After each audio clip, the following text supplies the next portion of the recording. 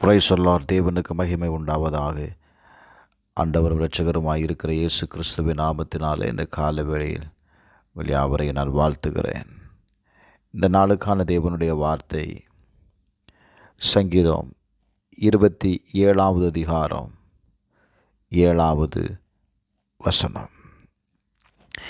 கர்த்தாவே, நான் கூப்பிடுகிற சத்தத்தை நீர் கேட்டு எனக்கு இறங்கி எனக்கு உத்தரவு அருளி செய்யும்.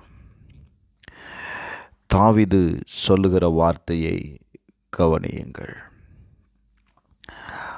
ஆண்டவரே, நான் கூப்பிடுகிற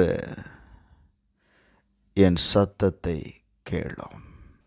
பிரைஸ் தி லார்ட். இந்த கால வேளையில் நாம் தேவனை நோக்கி நாம் கூப்பிடும்போது கர்த்தர் நம்முடைய சத்தத்திற்கு அவர் மறு உத்தரவு கொடுக்கிற தேவனாயிருக்கிறார். அவன் சொல்லுகிறான், சங்கீதம் 4:1 வாசிக்கும் பொழுது, நெருக்கத்திலிருந்த எனக்கு அவர் விசாலத்தை உண்டாக்கினார். Thank you Lord. இன்னைக்கு நீங்கள் நெருக்கப்படலாம். உங்கள் நெருக்கத்தை பார்க்கிறவர் உனக்கு ஒரு விசாலத்தை உண்டாக்குகிறார். லூக்கா எழுதின சுவிசேஷம் 18வது அதிகாரம் அதனுடைய 35வது வசனத்திலிருந்து நீங்கள் வாசிக்கும்போது, இயேசு எரிகோவுக்கு சமீபமாய் வந்தபொழுது ஒரு குருடன் அங்கே உட்கார்ந்து அவன் பிச்சை கேட்டு கொண்டிருக்கிறான். வழக்கத்திற்கு மாறாக திரளான கூட்டம் அந்த இடத்துல போகிற சத்தத்தை அவன் கேட்டதுனால ஜனங்களிடத்தில் விசாரிக்கிறான். ஜனங்கள் சொல்லுகிறார்கள், நஸ்ரனாகிய இயேசு போகிறார். உடனே அவன், தாவீதின் குமாரனே, எனக்கு இறங்கும் என்று கூப்பிட்டான். நன்றாக கவனியுங்கள்.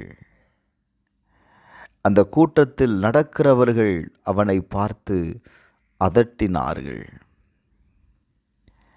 அவன் மீண்டும் உரத்த சத்தத்தோடு, தாவீதின் குமாரனே, எனக்கு இறங்கும் என்று கூப்பிட்டான். இயேசு நின்று அவனை தம்மிடத்தில் கொண்டு வரும்படி சொன்னார். அவன் கிட்ட வந்தபோது அவனை நோக்கி கேட்கிறார், நான் உனக்கு என்ன செய்ய வேண்டும்?